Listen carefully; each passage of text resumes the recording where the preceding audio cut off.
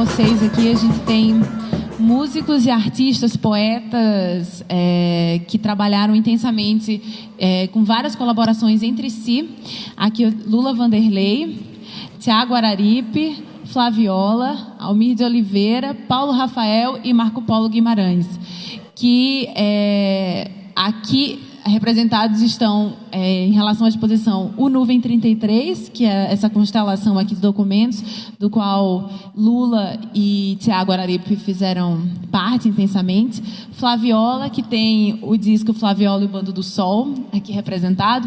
E os três, Almir, Paulo e Marco Polo, com Ave Sangria, e também com participações entre si, uns com os outros, em shows, e partilhando todo um ambiente, um contexto bastante entrecruzado, que misturava os integrantes das bandas, que compunham juntos, que tocavam juntos, enfim. Então, a ideia é que a gente possa conversar um pouco sobre a produção desses artistas, dessas bandas, e a gente vai, então, começar pelo Nuvem 33 e seguindo aqui, mas, por favor, fiquem à vontade para perguntar, e vocês também para, na medida do possível, enfim, conversar e também interromper. A ideia é uma conversa super informal, no espaço positivo, para que a gente possa aproveitar, inclusive, a presença desses documentos. Então, vamos lá, Lula, você quer começar?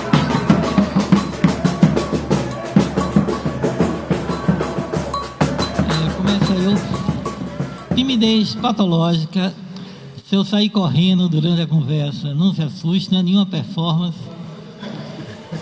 É pavor mesmo que eu tenho de falar.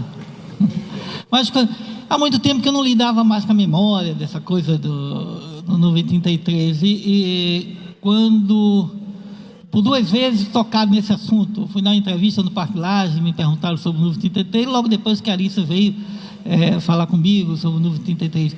Quando eu vi, eu tenho esses documentos em casa, coloquei, vamos falar um pouco sobre ele, mas quando eu olhei isso, eu me lembrei muito de falar, a gente se reunir aqui, relembrar um pouquinho o Recife dos anos 70. Um retrato um pouco do Recife dos anos 70. Uma cidade careta, pra cacete, uma sociedade patriarcal, extremamente machista naquela época, que tinha um baixo meretrício, tinha uma área de zona, que talvez seja, naquela época, a segunda maior do mundo, né? Diz que Singapura tinha uma maior, que era uma ilha toda, né? de baixo meretrício, né? E tal. Uma divisão de renda brutal, né? Brutal. Eu morava próximo de uma beira de maré, tinha aquelas palafitas ali, a minha vida toda eu vivi brincando com aqueles meninos e tal. Quando cheguei a 20 anos, eu tomei um susto de ver a mortalidade infantil que tinha ali na minha cara, e eu nunca fui sensível àquilo na minha infância toda. Morria muita criança, né? A divisão de renda era brutal, aquelas oligarquias políticas terríveis, e culturalmente se organizava, a grosso modo, né? De uma forma muito primária. Havia aqueles artistas oficializados, né? Oficializados pelo Estado, pela sociedade também, né? Eles representavam assim a raça, e para eles iam as verbas públicas e todo o mercado circulava em torno deles, né? Talvez numa única galeria. Paralelamente a isso, você tinha uma geração de artistas extremamente talentosas e arrojadas, né? Sem um puto de dinheiro no bolso para fazer suas coisas, extremamente precário a condição que a gente tinha para desenvolver a ideia da gente, e que não teve, como em outros cantos, um lugar de encontro, um ponto de referência, um teatro, ou um museu, uma escola, como foi o MAN aqui, como foi o Parque Lage para determinadas gerações. Era uma geração de rua, que a gente se encontrava na rua e trocava as ideias, né, na rua. Foi na rua que eu conheci Tiago Araripe naquela época, década de 70, e na mureta do Rio tinha... eu juntava uma galera para esperar o ônibus esvaziar um pouco, porque era muito precário o sistema de transporte. E a gente ficava, e Tiago sentava na mureta, eu também sentava lá, e ficamos conversando um dia, porque ele levava sempre um gibi para ler, e eu ficava com vontade também de passar o tempo lendo gibi, E ele me contou, então, que era artista, e ficamos amigos, e ele mostrou uns contos dele, né? Uns contos de Tiago. Eu fiquei muito impressionado, porque podia ser, há uma linha divisória entre a poesia e o conto, podia ser 2 linhas, um conto, como podia ser 2 páginas, né? Era uma coisa literariamente muito nova, né? E ele tinha uma musicalidade grande, um timbre de voz diferente, e ele colocava música. Eu chamava de música, e eu naquela época interpretei como ele musicava aqueles contos dele, porque era quase uma continuação daqueles contos, a música dele. E ficamos amigos. Nessa mesma circunstância, muito paralelas, eu conheci um diretor de teatro chamado Tácito Borralho. E Tácito era um sujeito que reunia para fazer as peças, muito louco. Passou pouco tempo em Recife, ele era do Maranhão, passou pouco tempo em Recife, depois foi secretário de Cultura do Maranhão e fez um trabalho muito bonito chamado Laborarte, trabalho social com arte.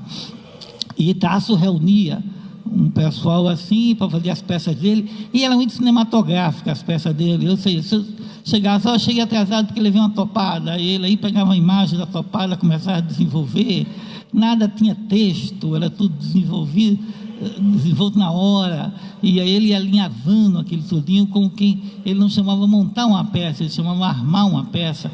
O grupo tinha o nome de armação, que era editar uma peça para mim. E o Antônio Nóbrega era o músico que trabalhava com Tácito, e o Antônio Nóbrega tinha uma formação muito erudita e começou a divergir daquelas coisas tão confusas de Tácito e pediu para sair. Criou uma condição constrangedora para Tácito. E aí eu me lembrei de chamar Tiago, porque Tácito tinha convidado para fazer cenário e fazer figurino, uma coisa assim. Chamei Tiago pelo constrangimento que Tácito ficou sem ter um músico. E aí eu tenho essa facilidade de fazer conexões, né? Adolfo Navas me disse que eu sou um conector, eu gosto de dizer que eu sou um conector.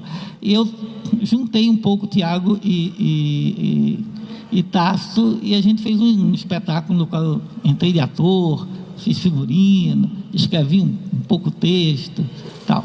Quando terminou esse espetáculo, essa peça, Tácito, Tiago disse que queria continuar aquele trabalho junto, e me chamou para fazer um grupo de música chamado Nuvem 33, que era o forte, seria música.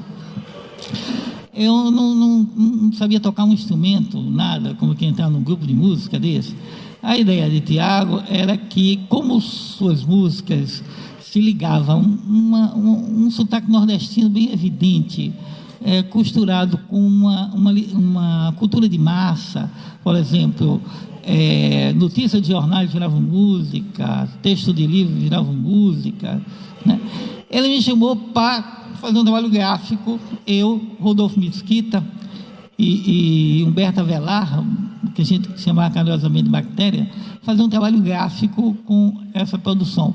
E a gente juntou todas aquelas performances de Tácito, que a gente aprendeu com Tácito, juntou a música e esse trabalho gráfico que o Rodolfo Bactéria fazia, e criamos um Nuvem 33, que a gente entrelaçava essas áreas numa coisa só.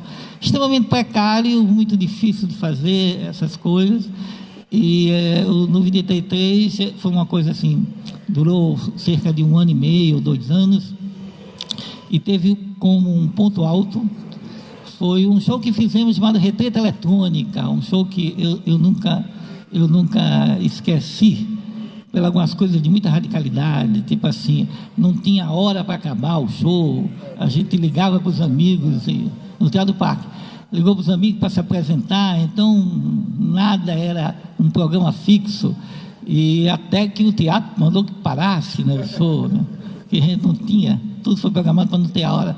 Olha, tinha uma coisa muito bonita também, que eram as interferências que a gente fazia na hora que o cara cantar, né? A gente desenhava na hora e lançava a imagem.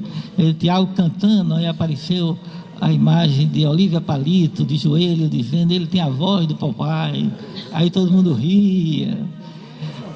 Passou um cara com uma tumba tocando na hora que se apresentando, eu passei de patinete, a gente fazia diversas interferências assim, nesse show do Teatro do Parque. Mas para finalizar, eu queria fazer uma síntese de como você fazer uma leitura disso aqui. A primeira síntese que eu faço é que o Novo 83 não foi um grupo musical, né? Não teve uma estrutura de um grupo musical, era mais um coletivo artístico que em determinado momento crescia, chegava a 20 pessoas, em determinado momento chegava a 4 e assim fazia as coisas. E em segundo lugar, talvez ele não foi reconhecido no meio musicais quando surgiu, né? Porque a origem do Novo 83 talvez tenha vindo mais da poesia experimental do que da música, né? Eu tinha ideias muito sobre poesia visual. Eu já conheci o Álvaro, a Neide está aí, o Álvaro Sá, o pessoal do Poema Processo. Eu tinha uma visão dessa junção de literatura. Tiago vinha da literatura, e foi uma coisa que talvez vinha mais da literatura, veio mais da poesia experimental do que propriamente da música. Uma outra coisa muito interessante no 33, que faço vocês terem uma leitura dessa, é que pairava entre nós uma figura meio invisível, porque ele marcava uma reunião na casa dele e nunca ia, na própria casa dele ele não ia, a gente ficava lá com cara de taxa, que era o Ivan Maurício. E Ivan Maurício vivia entre a gente, colaborando com o 93, e ele nos introduziu entre nós uma nova tecnologia completamente revolucionária, que era o mimeógrafo eletrônico. O mimeógrafo eletrônico a gente podia exercitar, fazer muita coisa. E uma das coisas é dar significação poética a tudo, né? Que me permitia aquele mimeógrafo de Ivan. Por exemplo, aí tem o ingresso, né? O ingresso tem que ser uma poesia, tem que ser um poema, né? Eu fazia os ingressos, nada era gratuito, tudo tem que ser dentro de um contexto poético. E uma das coisas mais bonitas hoje que eu recordo seria as matérias de jornais, porque naquela época a gente fazia as matérias de jornais que os jornais vinham publicar, né?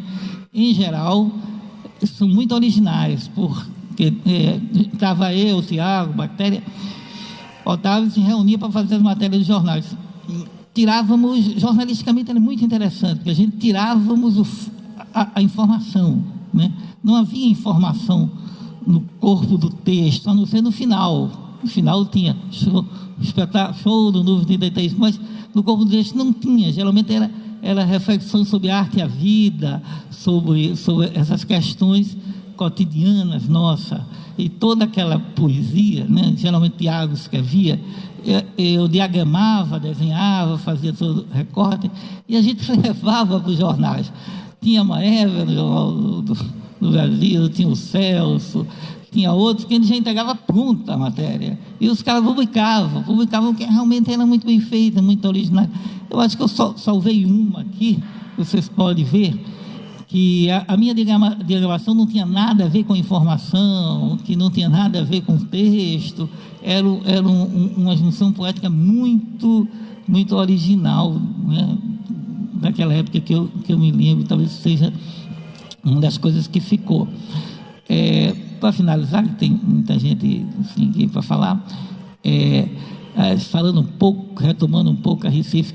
Quando eu sento aqui com os amigos, me recordo que era uma época de radicalidade tão grande, de a gente se colocar, ter um esforço de se colocar tão grande na vida, que muito mais que movimentos artísticos, era uma contemporaneização da vida que a gente estava fazendo ali, colocando um pouco de poesia naquela vida árida de Recife. E me lembro de muita gente que ficou pelo meio do caminho, gente que se matou, né? Gente que enlouqueceu. Se eu reúno aqui, somos os sobreviventes dessa época, né? E levando em consideração também que, por causa das ligas camponesas em Recife, a repressão do Estado militar, né, foi muito anterior do Rio de Janeiro, de São Paulo, Minas, né? A gente sofreu uma mão de ferro muito grande antes, o que levou a tentativa de mudar de comportamento, a colocar a poesia mais na vida, de uma radicalidade tão grande que muita gente ficou pelo meio do caminho. Eu acho que a esse pessoal que ficou pelo meio do caminho, eu dedico esse encontro da gente aqui.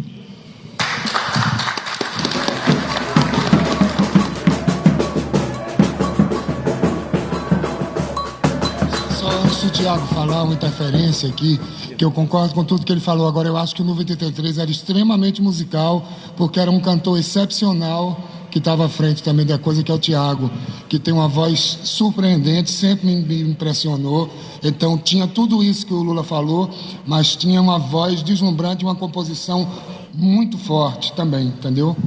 Esse cara canta muito. Grato aí. Muito interessante. Eu acho que foi a pessoa chave para abrir, porque ele fez esse contexto social, né, da época e político, né, muito legal. E assim, o pano de fundo do nosso dia a dia, né, era assim, lidar com agressões diárias, porque éramos os primeiros cabeludos lá do Recife, né? Naquela época, início de 70, quando eu conheci o pessoal do Armação, e aqui tem um dado interessante que eu não lembrava mais, que eu estava substituindo Antônio Nóbrega, ó, que coisa honrosa, né? Não lembrava disso de jeito nenhum. E fiz em uma semana eu fiz 12 músicas, né, para a peça, que eram cantadas ao vivo, entre um esquete e outro. A gente subia no palco com um macacão branco, né, Lula? Aqueles macacão escrito atrás, e tocávamos as peças. Quando ia entrar o outro esquete, a gente descia para o fosso e ficava fazendo algum som incidental e tal, enquanto a coisa acontecia no palco. Eram muitos atores, uns praticáveis, tinha muita movimentação em cena. E foi o início disso tudo, né? Do Nuvem 33, dessa história toda.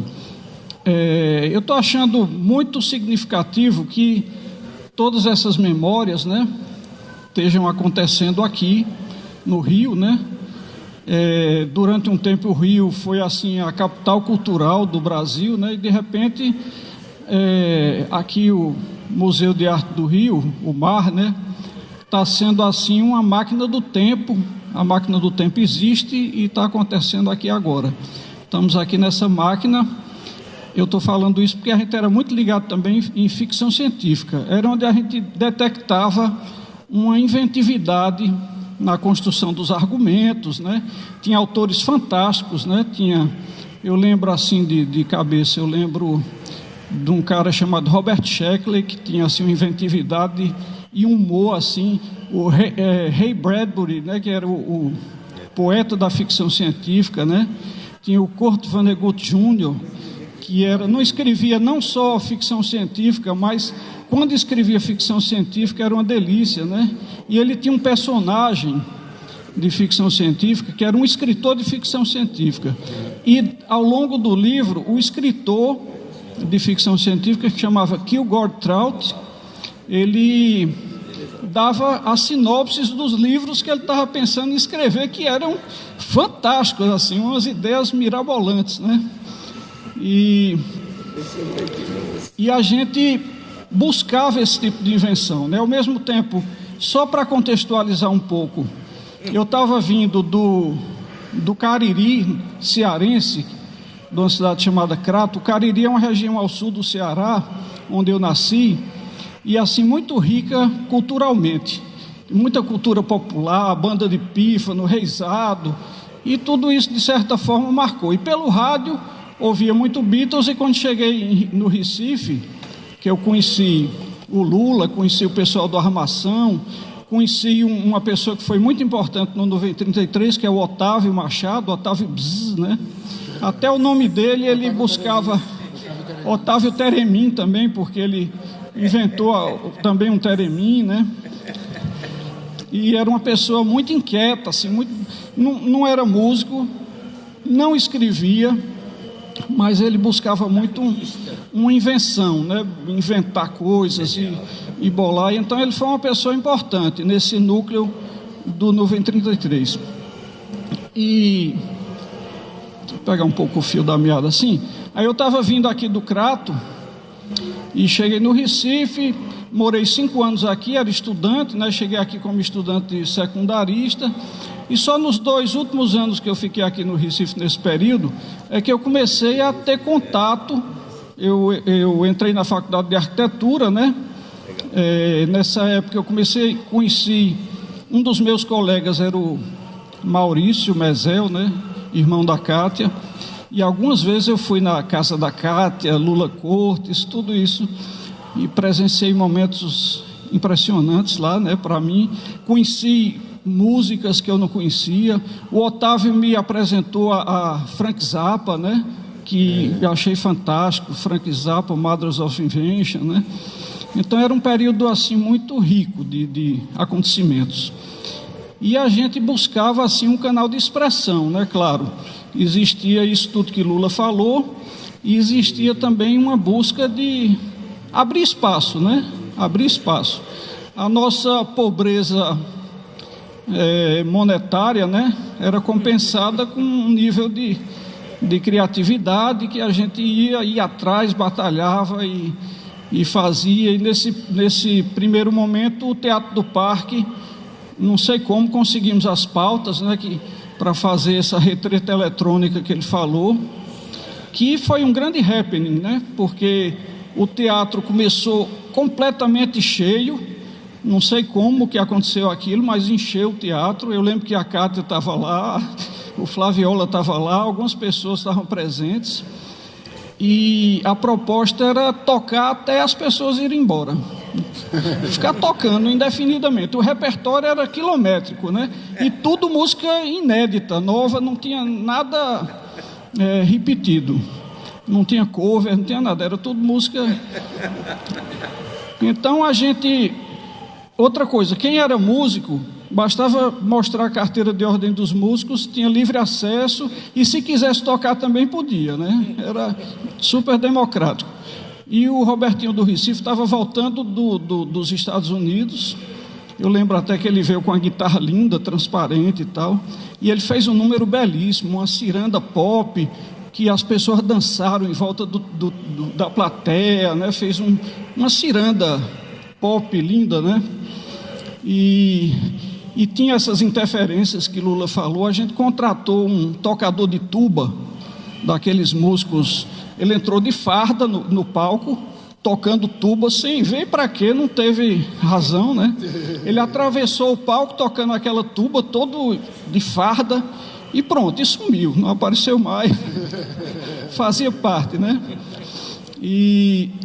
E a gente depois, outros espaços se abriram, né? Teve o Beco do Barato, que nós nos apresentamos lá, e com outra formação já completamente diferente, porque essa coisa da nuvem, né? É uma coisa que vai tendo diversas formas. Então era assim o nosso grupo. Uma hora era muita gente, né?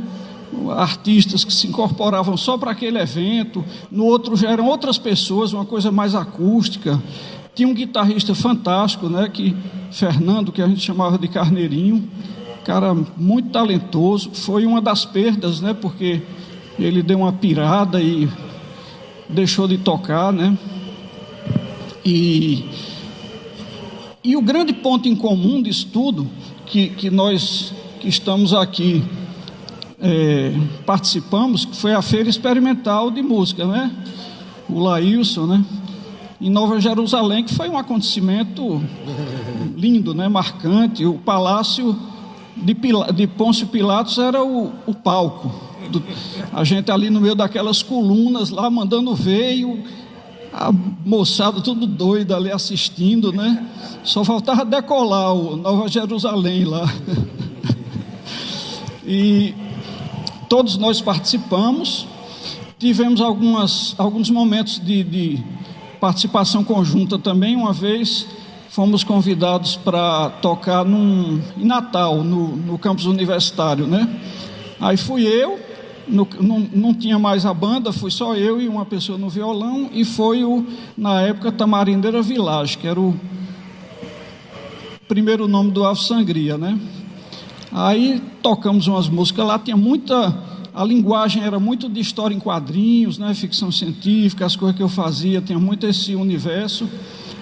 E num determinado momento eu propus ao Tamarindeira Village da gente fazer uma música na hora. Aí vamos lá, pessoal. Aí cantei, nem sei o que foi que aconteceu. uma espécie de repente pop, né? E eu me lembro que o Paulo Rafael me olhava com o olho arregalado assim, e eu na frente dele. Acho que nem ele está lembrando. Mas, então, foi muito importante, né, a gente reviver isso.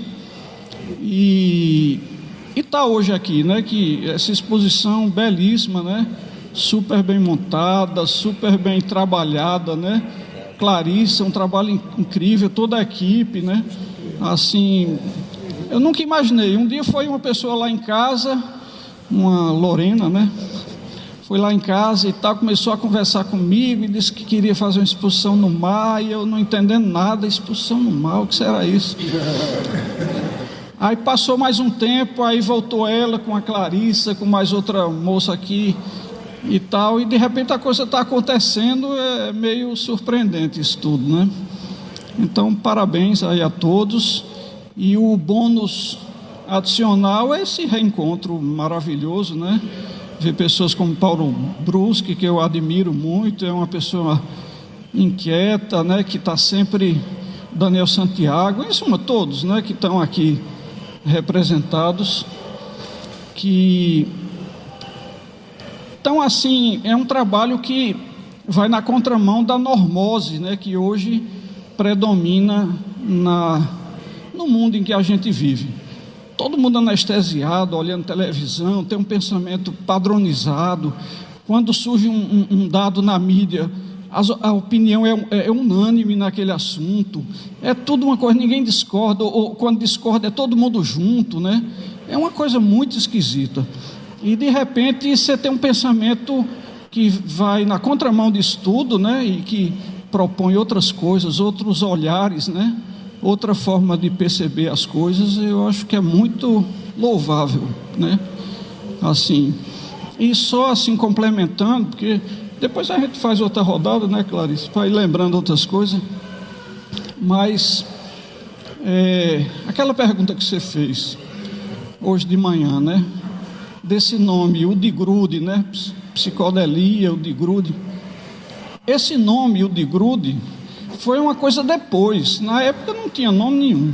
A gente simplesmente fazia. E eu concordo muito com o Laílson, né? Uma coisa muito da contracultura. A gente tinha também lido muito a respeito da geração beat, né? E foi muito importante isso. E esse nome, o de grude, veio muito depois. E assim, é uma maneira de rotular, né, que a imprensa tem para poder arrumar e tal. Não, esse pessoal é do de grude, aí coloca um título assim para arrumar o meio de campo, né? Mas eu acho um título muito depreciativo. Não é. Eu tinha na época 19 anos, né? Estava praticamente tendo minha primeira grande relação com o mundo, né, com aquilo, e assim foi muito marcante, né, que determinou também uma sequência que depois eu fui para São Paulo e tive um contato lá com Tom Zé, trabalhei um ano com ele, depois tive um contato com o pessoal do Lira Paulistana, e meu disco Cabelos em Sansão foi o segundo disco lançado pelo Lira Paulistana, né? E assim, às vezes eu tenho a impressão que eu sou meio um Forrest Gump da música, porque eu passei um pouco no Recife, aí fui para São Paulo, um pouquinho com Tom Zé, um pouquinho com o Lira, o pessoal, os concretos lá, os poetas, né? Parceria com Décio Pignatari, tudo assim meio rápido, e Forrest Gump total. Vou passar aqui para frente.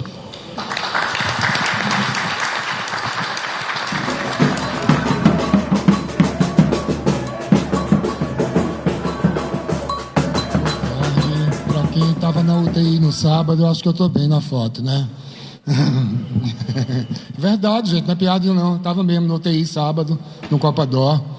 Aí estava na iminência de não poder vir para cá, porque tinha que ter, eu estava com a infecção urinária, uma bactéria que tinha a minha cara, né? O nome da bactéria que estava querendo me possuir chamava Klebsiella. é o nome dela, entendeu? Psicodelia pura, né?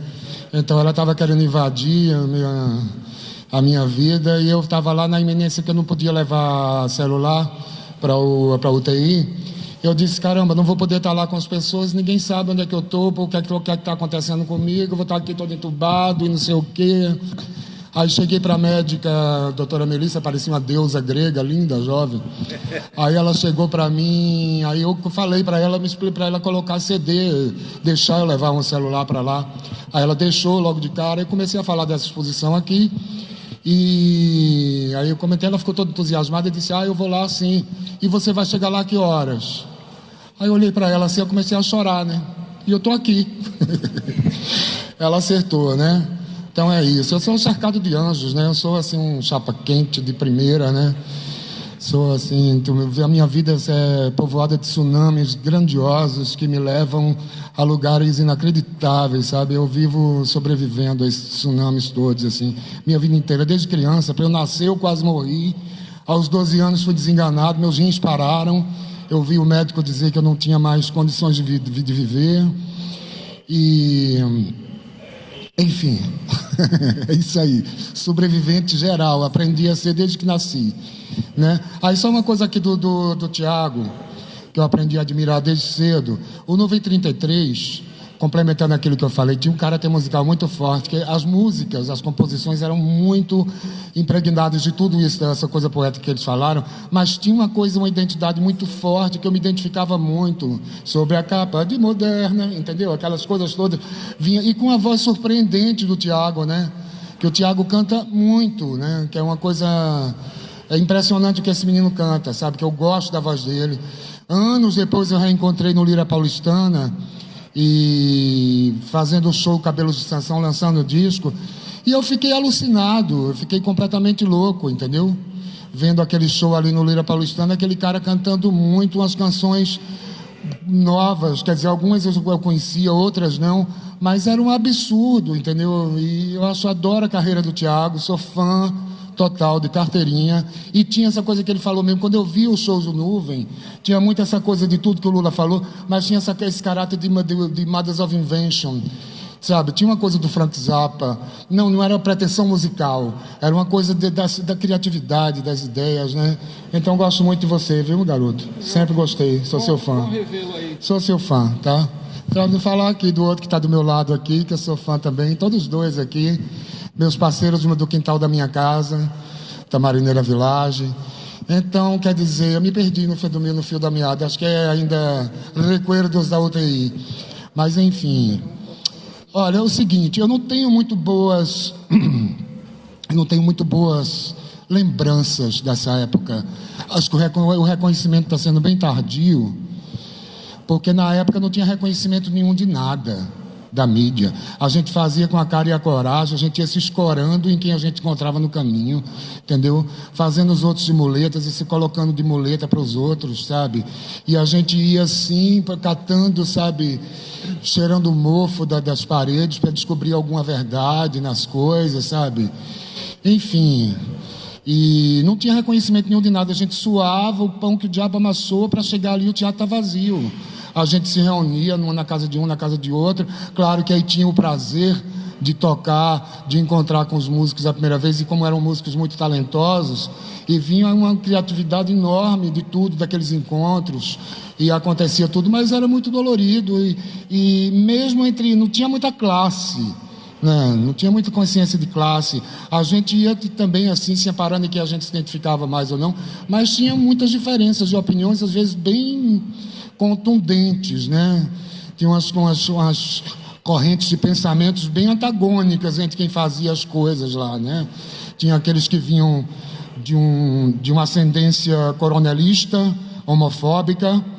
Tinha os outros que eram as bichinhas ácidas, intoleráveis. Eu não me encaixava nem no padrão nem no outro, eu ficava assim, cadê aonde?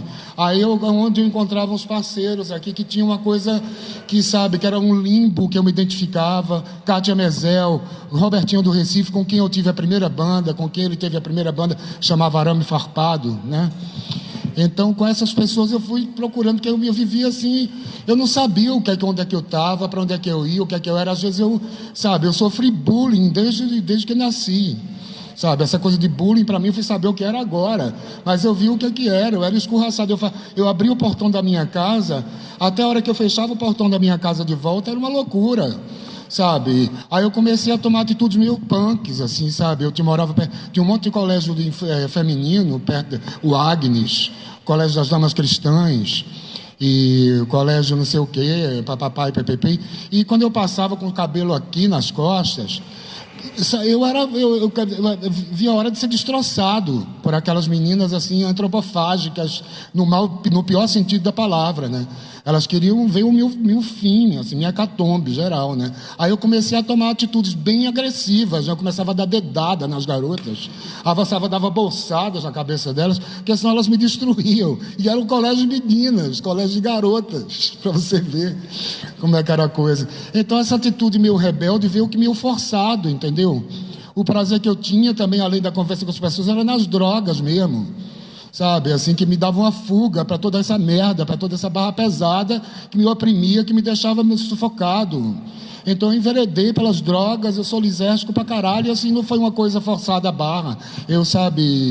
Aquilo vinha como, não era para ficar, como as pessoas se drogam. Não, eu queria expandir minha cabeça, encontrar, eu queria encontrar significado para as coisas que eu pensava, que eu não sabia de nada, ninguém me sabia me dar respostas. Entendeu? Eu queria um ticket to ride, sem direto no assunto, entendeu? Direto nas couves, lá, vamos ao que interessa. Aí, quer dizer, foi muito isso. Então, o prazer vinha muito dessas experiências alucinógenas, do encontro com músicos fantásticos, com algumas pessoas especiais, e o resto era sofrimento mesmo, cara. Era muito sofrimento, era muita dor, teatro vazio, incompreensões gerais. A gente conseguia até realmente um apoio da mídia, com o Celso Marconi, com o Valdir Coutinho, páginas inteiras de jornal. Mas a gente ia fazer os shows, a gente tinha condições de fazer um dia de show, a gente ensaiava pra caralho, dava aquele negócio, fazia um dia de show, porque se fosse fazer 2 dias, o outro dia não tinha ninguém para ver. Então, bacana que está sendo feito isso, mas é um reconhecimento bastante tardio. Desculpa, pode ser que estou sendo amargo demais, não, né? Se for, é a minha cara mesmo, é isso aí que eu sou. Então, já era. Sabe, então é isso, era muito sofrimento, era muita dor, pelo menos da minha parte, assim, do que eu encarava, porque eu era um ET, né? Eu não era nada, as pessoas olhavam para mim, não sabiam me rotular, né? Com o cabelo por aqui, andava maquiado, perfumadíssimo, não era hippie, porque o hippie tinha que feder. Não era viado porque não tinha jeito de viado. Não era homem porque não era homem mesmo. Entendeu? Andava com aquelas roupas que eu botava 3 calças em uma. Aqueles tamancos dessa altura de Caruaru. Entendeu? Colares enormes, bolsas de couro. Então, inclassificável completamente, né? Até por mim mesmo. Então, a busca de autoconhecimento era foda. Entendeu? Era complicado mesmo. E continua um pouco ainda desses resquícios, quer dizer, que graças a Deus eu busquei tudo isso, tive sequelas monstruosas, outras não, simpáticas, mas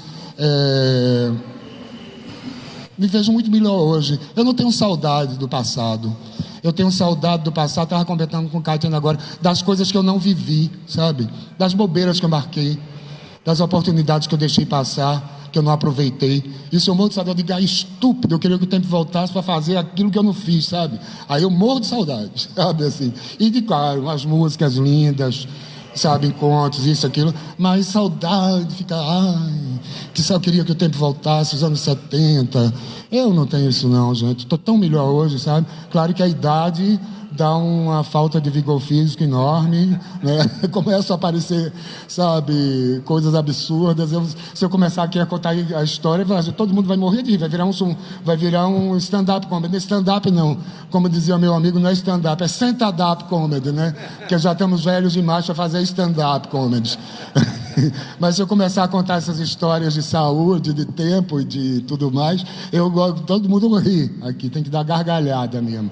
Mas fora essa falta de vigor físico, cara, eu estou muito melhor hoje, sabe? Estou compondo muito melhor, estou tocando muito melhor, estou cantando muito melhor. Não parei de compor. Eu confundi um pouco a cabeça das pessoas, porque a partir de uma determinada época, eu deixei de ser Flaviola para ser Flávio de Lira.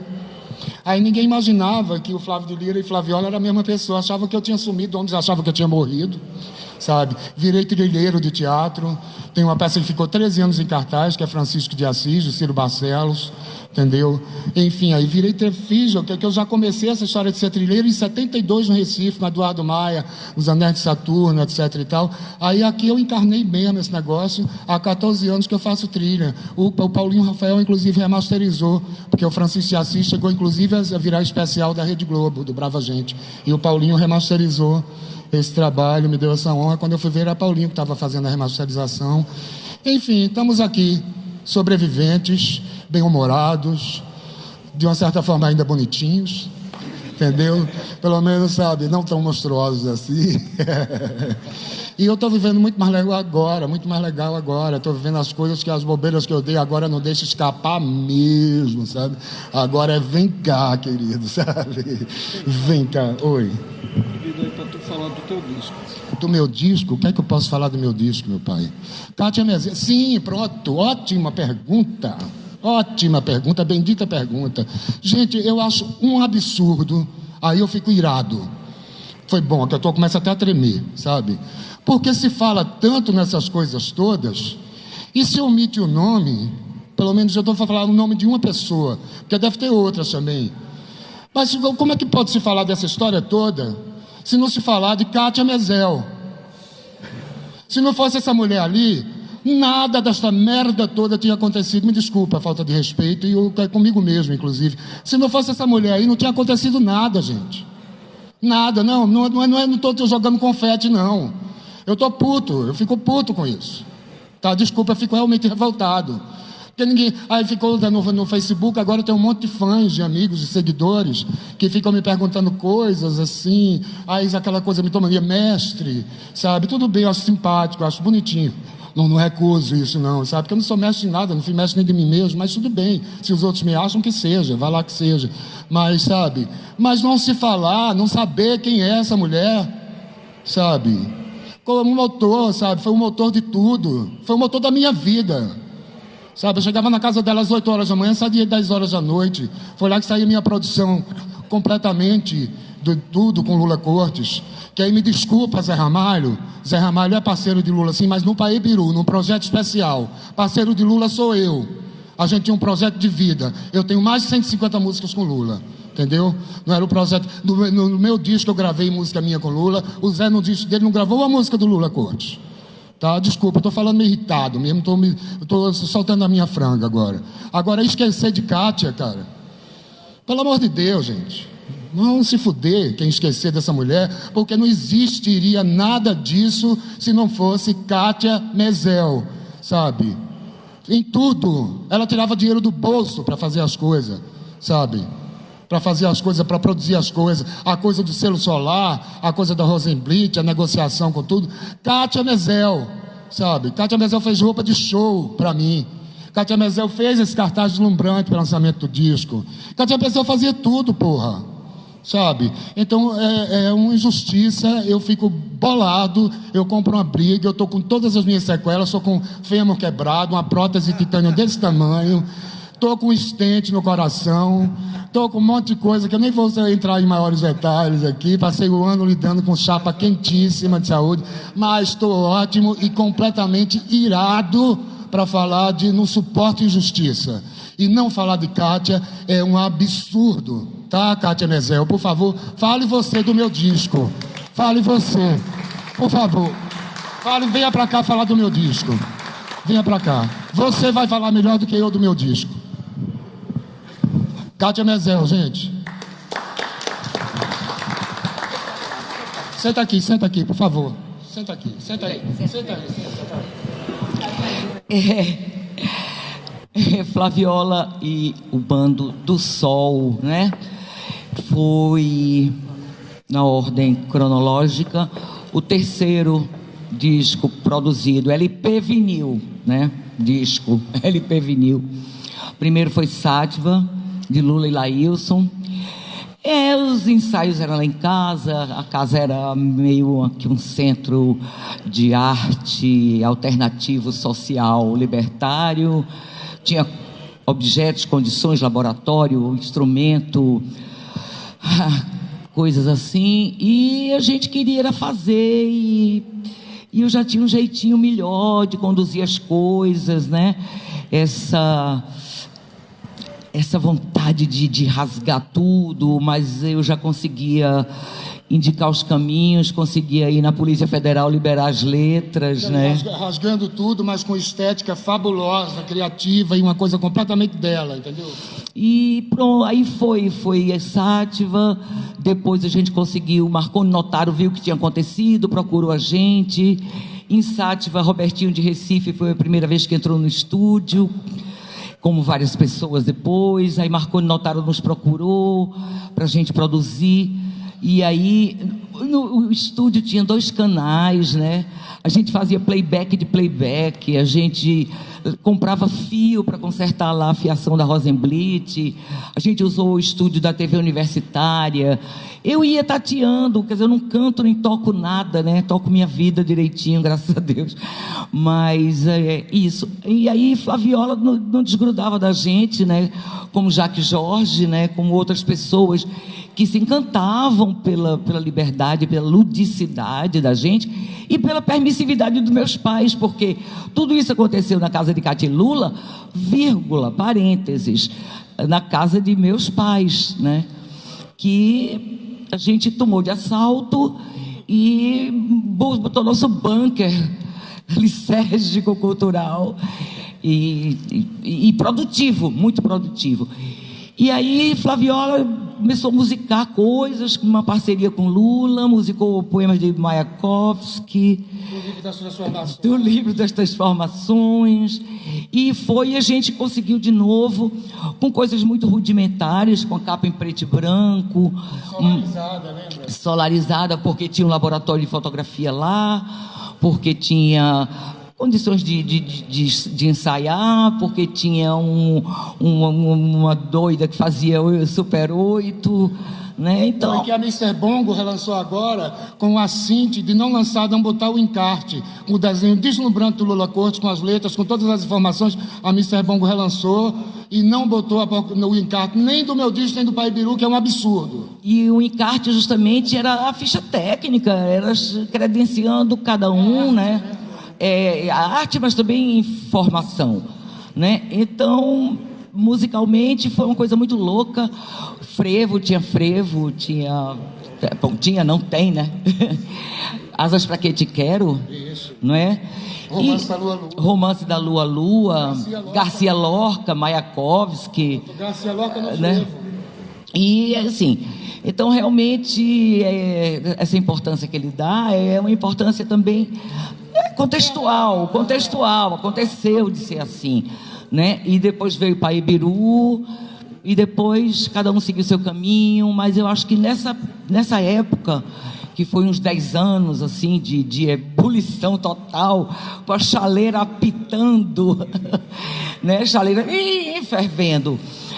A gente fez muita coisa, e ontem eu chorei muito aqui, ontem de manhã, porque ver tudo isso reunido, né, escutar, pegar com o dedinho assim, puxar o braço do toca-disco digital, né, e acertar na faixa, virar o disco para o lado B.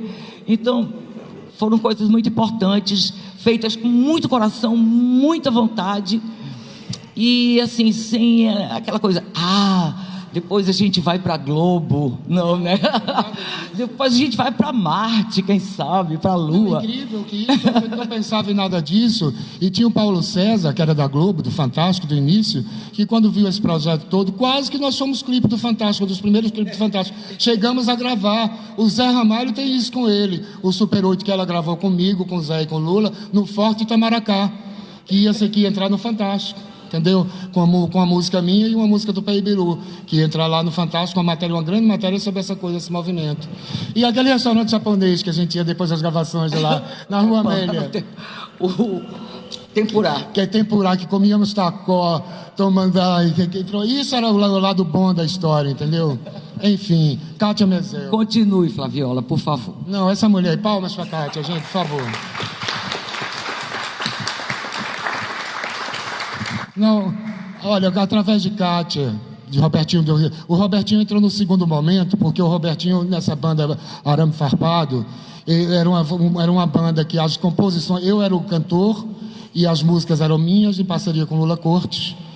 Algumas eram todas minhas, mas eram raras, porque a maioria era tudo minha com Lula Cortes. Então foi no segundo momento que a gente começou a ensaiar. O Robertinho fazia todos os arranjos e a direção musical, entendeu?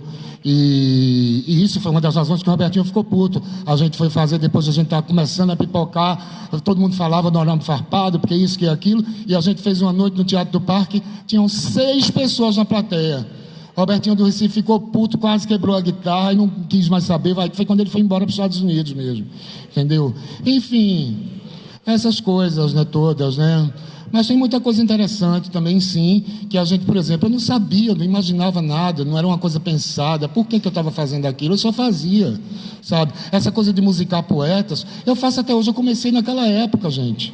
Ninguém pode me explicar isso. A princípio, eu não gostava das minhas letras.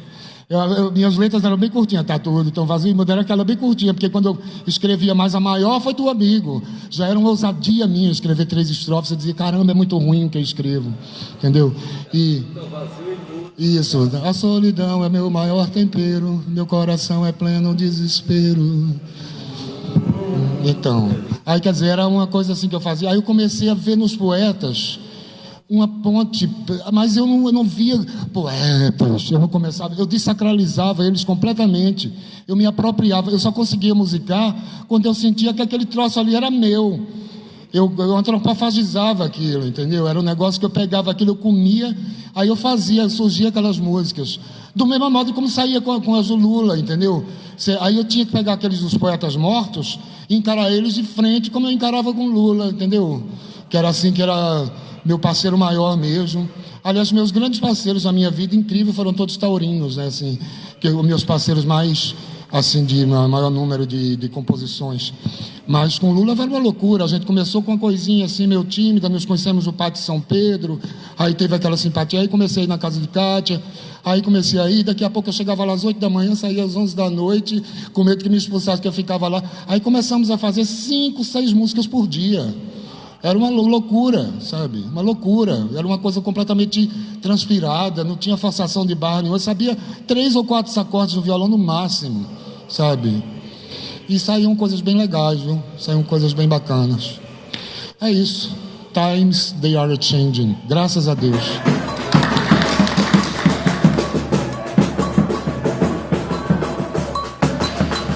Minha gente, eu estou muito contente, muito feliz por estar aqui, estar com vocês, estar com minha geração, que, vejam bem, Lula, Vanderlei e Flaviola, eu os vi há 38 anos atrás, ou 39 anos atrás.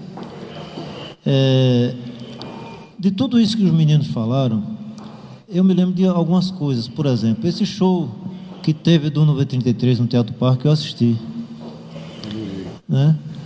Como também Flaviola, quando eu conheci ele, a gente tocava também com ele, ia para a casa dele ensaiar. Eu me lembro até que uma vez eu e Ivan, a gente foi para a casa de Flaviola a pé, porque a gente estava sem grana para passagem, e a gente foi mesmo, porque... Olha que honra, gente, no meu quintal, no quintal da minha casa, tá esses caras, todos meus amigos lá, fazendo som.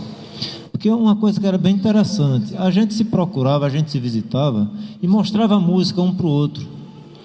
E isso ia fazendo com que as nossas composições fossem ficando cada vez mais ricas, porque um se via de referência para o outro. Não havia uma competição no sentido comercial da palavra, mas quando a gente via a música de Flaviola, ou estive na casa uma vez também de Tiago Araripe, ou com Laílson também, que a gente também passou um tempo tocando junto, né? A gente mostrava a música ao outro e servia de estímulo. Quando eu escutava a música dos meninos, eu digo, poxa, que bacana, eu tenho que fazer algo nesse nível ou melhor. Quer dizer, a gente se espelhava um com o outro, né? Se observe uma coisa, eu ainda andei de bonde. O interessante de tudo isso, uma das coisas interessantes, é que a gente protagonizou exatamente o período em que, industrialmente, tecnologicamente, Pernambuco estava se transformando. Eu, quando era menino, via o pessoal passar lá perto de casa para ir para as fábricas. Então a gente não tinha televisão, não tinha liquidificador, não tinha geladeira. Então até o ferro de goma ainda era de carvão lá em casa. Mas tudo isso foi se transformando ao mesmo tempo em que o pessoal, essa geração, ela começou a sentir a necessidade de determinar o que é que ela queria para a vida dela. Porque até aí, as meninas não seriam jornalistas, não seriam médicas, seriam professoras, não é? Ou donas de casa. Havia muita restrição em relação a isso. Havia muita restrição na gente ter o cabelo grande, tinha que ter aquele cabelo, quase cabelo militar. Então, o ambiente, de uma forma geral, era bem assim, tudo já determinado para a gente. Então, o que acontece? Ao mesmo tempo que havia uma inquietação dentro da gente de mudar esse paradigma, no mundo estavam vindo o quê? Os beatniks, vinham o quê? Veio o rock and roll com Elvis Presley, que naquela época a televisão americana só mostrava ele da barriga para cima, para baixo não, porque era indecente ele rebolar, né? Aqui a gente tinha também coisas do tipo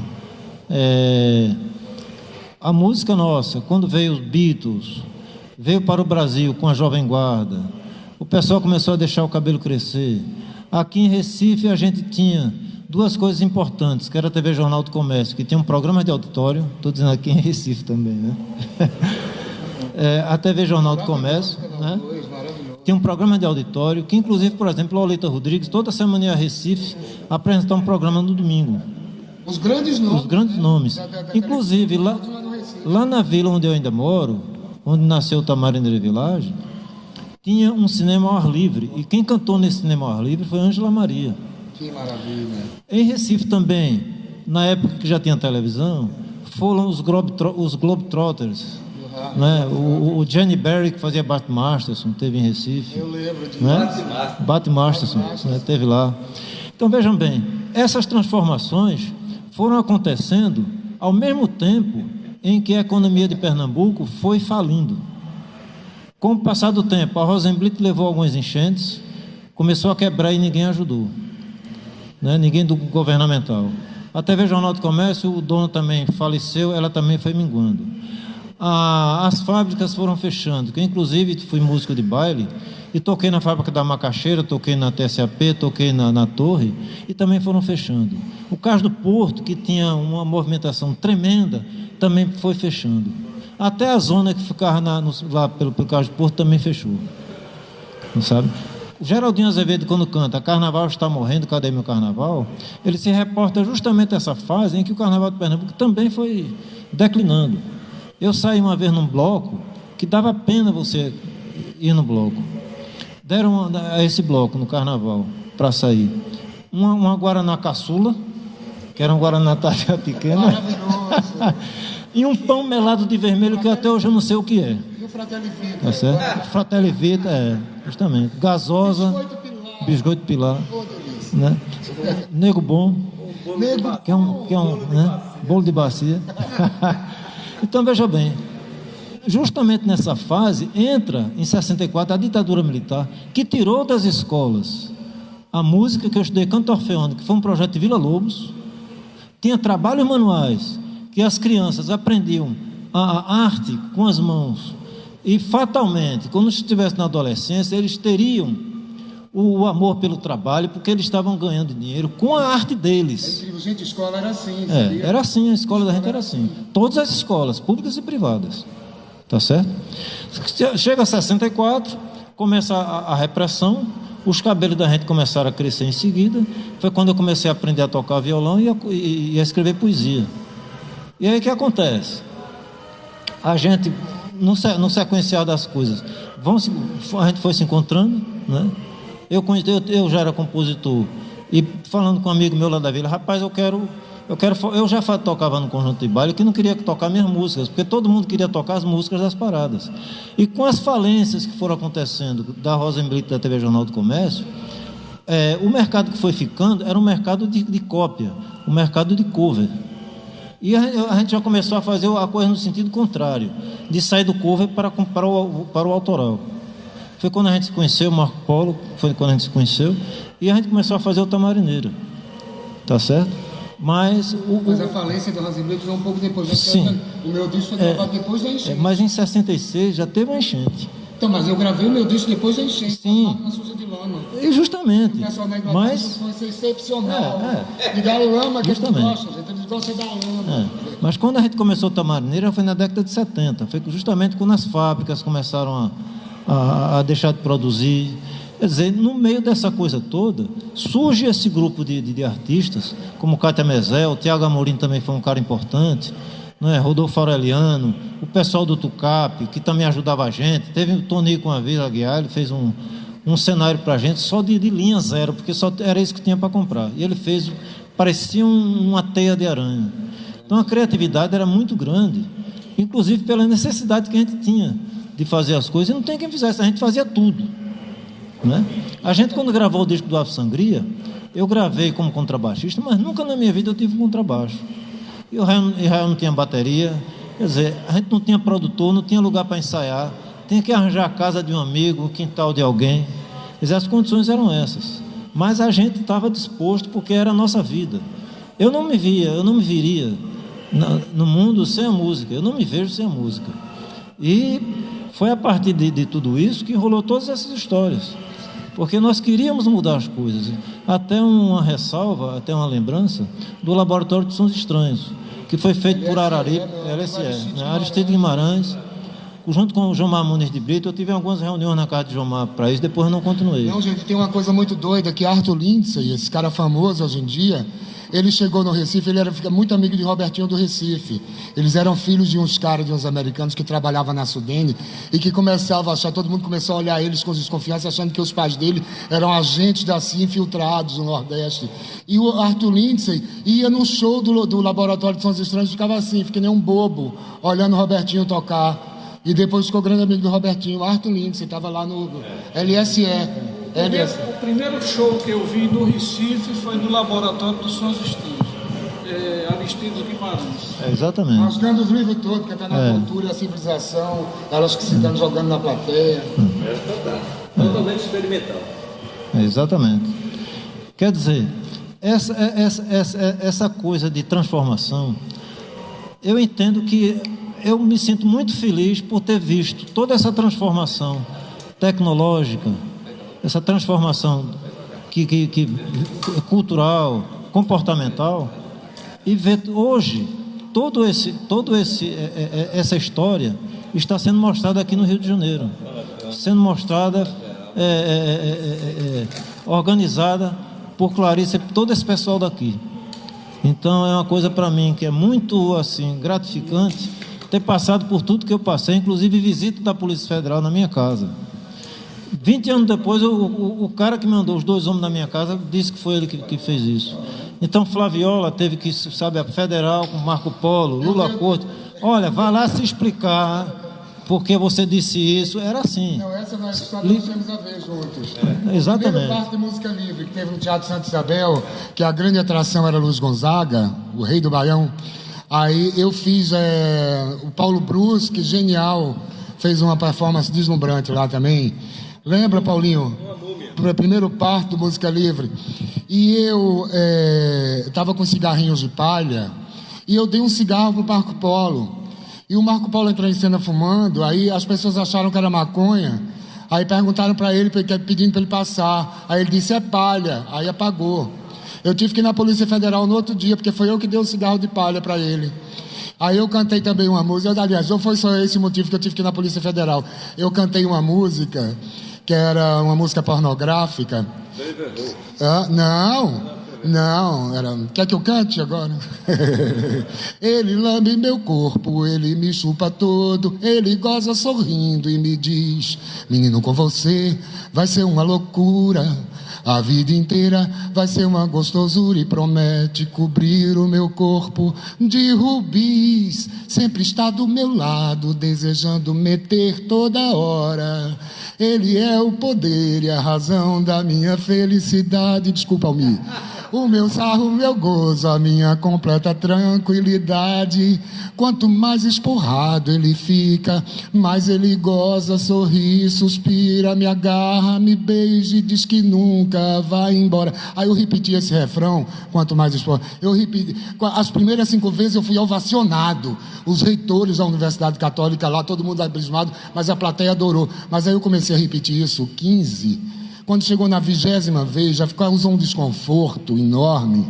E eu dediquei essa música a Miss Mary, da TB, que era o único lugar, assim, o único hotel que aceitavam casais gays na cidade do Recife. Ficava na Tobias Barreto. E Miss Mary, da TB, eu dediquei a ela.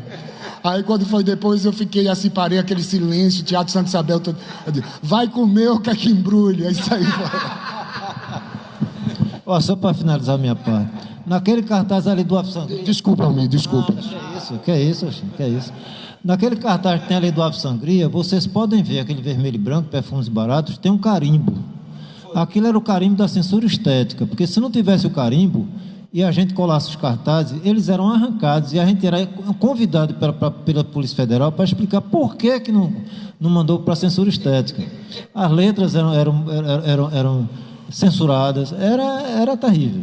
A gente tinha que passar o show todinho para a Polícia Federal, além de distribuir cartaz, colar cartaz, carregar o instrumento nas costas, ainda tinha que tocar para a Polícia Federal de graça. E às vezes censuravam em cima da bucha. Em cima da bucha, às vezes no próprio show. Paulinho.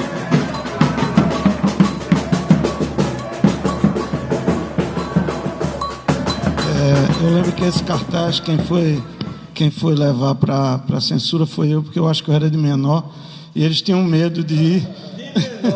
De menor.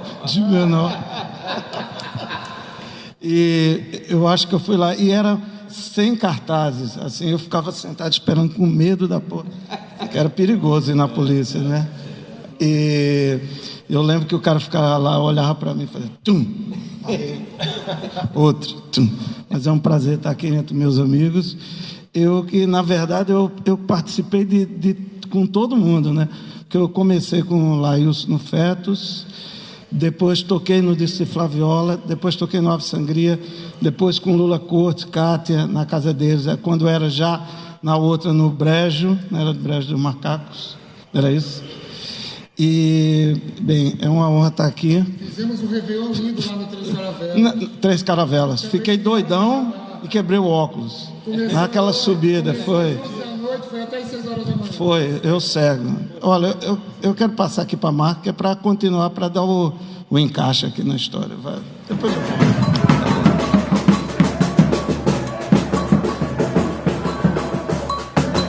Já se falou tanto assim que eu fico meio... Você tem histórias lá. Bom, eu vou falar da minha história particular para me inserir nessa história toda, né? Em 68, eu já era jornalista, já trabalhava no Diário da Noite e estava muito insatisfeito com a situação de Recife. Recife era um lugar parado, não acontecia nada. Eu já vinha escutando ecos, né, de maio de 68 na França. Já tinha visto uma fotozinha desse tamanho assim, de Bob Dylan com o cabelo todo arrepiado. Só a foto dele com aquele cabelo arrepiado já me deixou, que diabo é isso? Assim, um homem com cabelo assim, né? Não existia isso, né? E já havia notícias, vi uma foto dos Beatles, bem novinhos, assim. Eu me lembro que John Lennon tinha umas sobrancelhas extremamente hirsutas. Se vocês sabem o que significa essa palavra horrível, é aquela coisa assim, né? E foi o primeiro Beatle que eu gostei, foi ele, por causa dessas sobrancelhas assim. E já ouvia falar do movimento hippie, de Black Power. Quer dizer, a impressão que eu tinha é que lá fora estava acontecendo um bando de coisa e que em Recife não acontecia nada. Eu tinha tido uma formação musical muito eclética, porque lá em casa a minha família era muito apaixonada por música. Nós tínhamos uma daquela vitrola que você girava assim, né, a manivela, botava um uma agulha que se gastava e depois você tinha uma caixinha e trocava, e pegava aqueles discos de 78 rotações e escutávamos desde Jackson do Pandeiro até Frank Sinatra, passando por, bom, todo tipo de música. E eu, inclusive, fui iniciado em música clássica, eu estudei piano clássico. Então, para mim, a questão de música sempre foi apaixonante, eu sempre fui apaixonado por música, e nunca consegui perceber nenhuma mudança entre música brasileira, música estrangeira, música clássica, música popular. Para mim, tudo era música. Eu nunca percebi essas... E ninguém nunca incutiu em mim também esse tipo de conceito, de diferenciação, que foi muito positivo, porque eu engoli a música de uma forma global, sem me preocupar com esse tipo de diferenciação. Então, em 68, eu já tinha saído de casa, porque eu não gostava da minha casa, não gostava da minha mãe, e tinha tido um emprego que me dava a possibilidade de morar só, e com um amigo meu que era ator, a gente alugou um kitnet ali no Califórnia, né? No Califórnia, assim, praia de Boa Viagem, assim, um lugar super chique, que já tinham umas meninas de programas, não era um prostíbulo como virou depois, mas já tinham umas meninas de programas com as quais nós nos relacionávamos muito bem, o que era ótimo, porque éramos todos jovens, 18 anos, 20. E bom, mas aí me deu aquele enfado. Eu já tinha tudo que eu queria. Eu tinha uma casa própria, eu tinha um emprego, eu tinha salário, mas a vida era muito ruim, não tinha nada, e eu achava que estava acontecendo muita coisa lá fora. Então peguei, botei uma mochila nas costas e me mandei aqui para o Rio, na carona, na estrada, né? Pá. Cheguei aqui, não consegui nada, aí fui para São Paulo. Em São Paulo consegui um emprego como jornalista. Eu era jornalista no Jornal da Tarde, que era o jornal do Brasil na época, assim, era o Tampa de Cruz. E fiquei lá trabalhando um tempo, sempre fumando maconha, sempre trabalhando muito bem, sempre sendo muito responsável, e começando a compor, que era uma das coisas assim que eu gostava de fazer, que era música. Eu já escrevia poesia e tudo mais, mas a música era outra paixão minha. E aos poucos eu fui acumulando um repertório de músicas. Deixa eu perguntar uma coisa, Marquinhos. Diga. Você começou a compor mesmo? Já menino.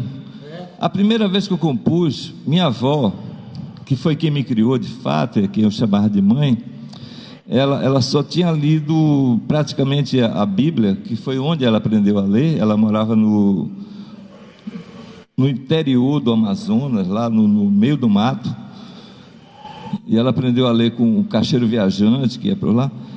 E ela me contou a história de um cangaceiro que tinha se tornado evangélico como ela. E ela contou, ela disse que uma das músicas na história ele contava, dizia uma letra.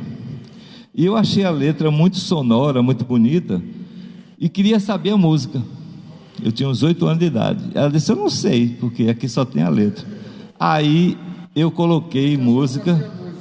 Não, eu coloquei música naquela letra. Como se aquilo fosse uma canção. Ela falou para mim que era uma canção dos cangaceiros, entendeu? Só que ela não sabia qual era a música. Então, para cantar aquilo, eu coloquei uma música. Aos 8 anos de idade, eu inventei uma música. Foi a minha primeira composição. Você lembra ainda? Lembro. Que maravilha. Ó cabra, se eu te contar, ó cabra, se eu te pegar na ponta desse meu aço, até o diabo tem dó da desgraça que eu te faço. Te como, te pego, te como. Eu não me lembro mais o resto não, mas era uma coisa assim. Pegava o cara e arrancava. e só deixava o cangaço. E foi aí que eu descobri que cangaço é a canga, é o osso, é a ossada que sustenta o corpo da pessoa, né? Eu tinha 8 anos de idade e foi a minha primeira composição para suprir uma necessidade que eu tive de escutar uma música que minha avó cantou para mim sem saber a música. Mas enfim, aí eu vim para cá, não consegui me adaptar muito bem aqui, fui para São Paulo, trabalhei um pouco lá no Jornal da Tarde, mas também não gostei, gosto muito ainda hoje de São Paulo muito, mas eu fui nascido em beira de praia, e na época eu estava me relacionando com uma atriz que trabalhava numa peça com uma atriz hoje extremamente famosa, e que veio para aqui para o Rio. Aí eu disse, pronto, é a minha chance de ir para uma cidade onde tem praia. Aí vim morar aqui. Eu sei que no final eu vinha para aqui em 68, no final de 72, eu fui visitar Recife. Quando eu chego em Recife, eu encontro uma cena musical extremamente rica e que me deixou extremamente maravilhado. O primeiro show que eu vi foi o show de Thiago Araripe com o Novo em 33.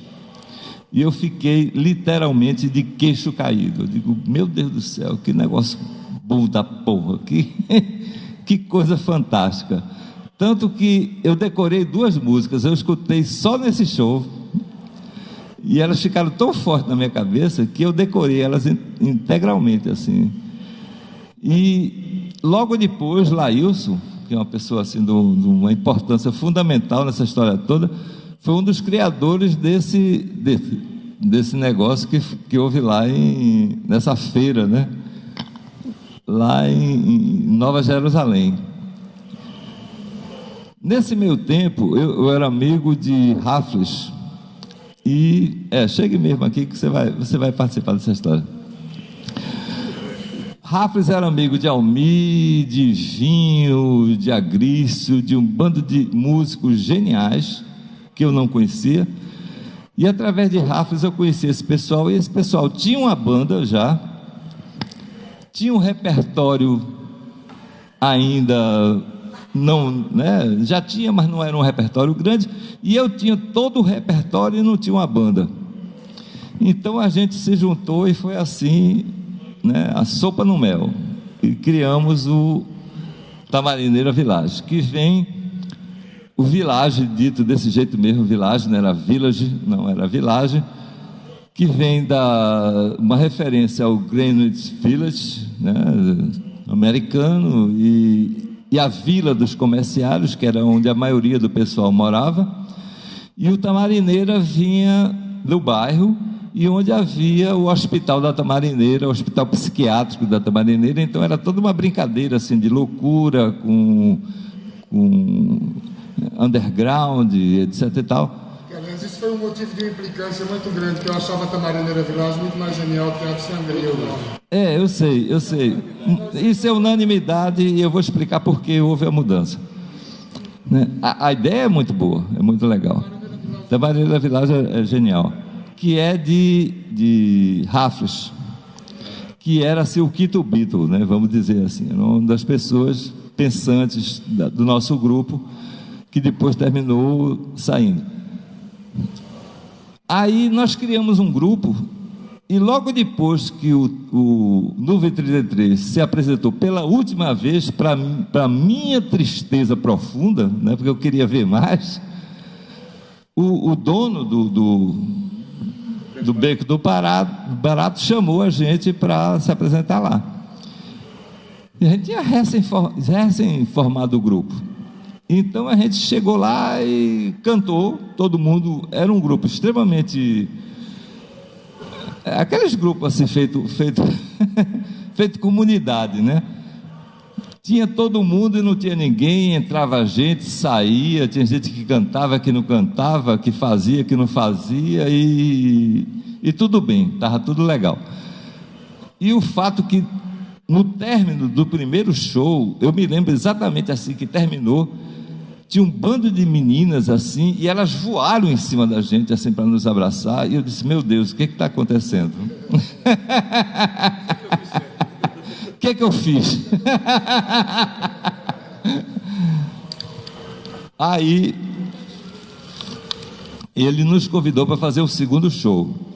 Aí começou a história da Marineira Village, de sempre ter gente do lado de fora, polícia, briga, e depois a gente ir para teatro do Parque Teatro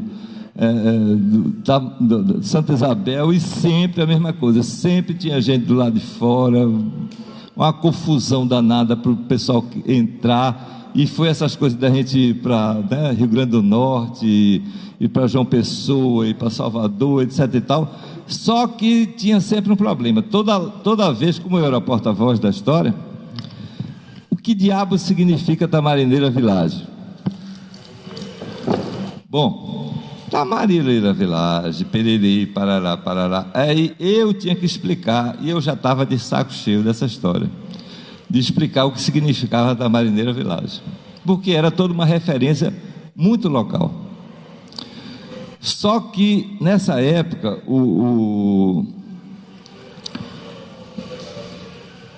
Secos e Molhados fez um sucesso imenso assim, e vendeu 1 milhão de discos, lotou um Maracanãzinho, e as gravadoras descobriram que grupos de rock poderiam fazer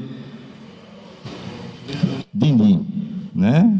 Aí começaram a se interessar, mandaram olheiros pelo país todo, e teve um olheiro que, curiosamente, era um dos 3 do trio Iraquitã. Que até hoje eu acho isso genial. Que eu, quando menino, via naqueles filmes, né, da Atlântica, o trio Iraquitã cantando. Aí, de repente, um deles me surge convidando a gente para gravar, assinar um contrato com a Continental, que era uma gravadora, a única gravadora nacional, né? E todas as outras eram multinacionais, para gravar um disco. Aí, quando a gente percebeu que a gente ia entrar numa fase profissional e nacional, provavelmente, aí eu chamei todo mundo e disse, olha, vamos podar quem não é músico, né, que é só o pessoal que, né, que gira em torno, fica brincando. Quem tem carteira dos músicos, né, a gente tinha essa coisa toda, essa preocupação de legalizar tudo.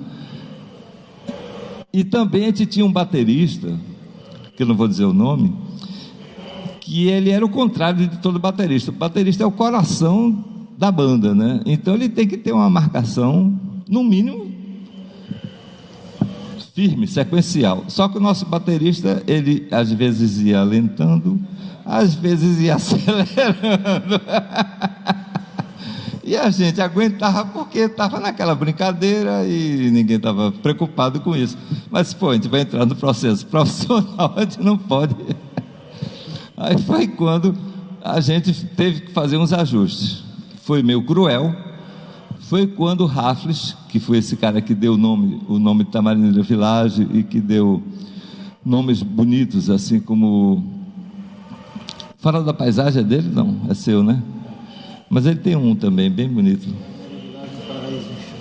Tamarineira Village no Paraíso em Chama. Então, Raffles foi assim, uma perda que eu senti muito grande, mas que Raffles não fazia nada, não cantava, não tocava, aí tinha que ser eliminado, né? Assim, para aquela coisa assim de manter a banda profissional, o núcleo. E houve transformações. A gente, o feto estava em dissolução, né?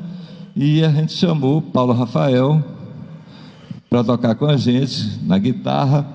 Almi passou da guitarra para o baixo, e o baterista foi substituído por um dos maiores bateristas que nós já tivemos, que foi Israel Cimente, que infelizmente não está mais conosco.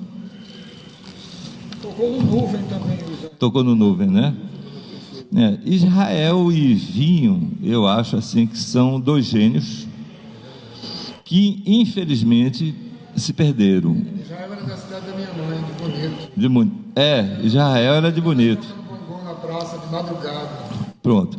Israel, quando tocava a bateria, a sensação que ele me dava, tu sabe aqueles filmes que você vê assim de faroeste antigo, que tinha um cara pegando assim uma carruagem, né, uma diligência com 6 cavalos assim,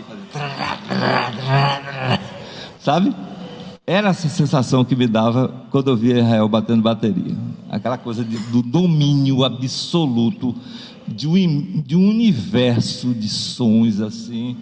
Era uma coisa genial assim. Eu ficava vidrado quando via Israel tocando. E até hoje um dos grandes méritos da minha vida é ter sido amigo mesmo, além de parceiro e tudo mais, mas ser amigo do peito de Israel. E lamentei muito que Israel tenha ido embora por vontade própria. Você chegou a conhecer o pai dele? Não. Conheci só o irmão dele. Era um homem louco que chegava em você em altos braços e até morria de medo falando latim. Olha só. A loucura dele veio toda do pai dele. Pronto.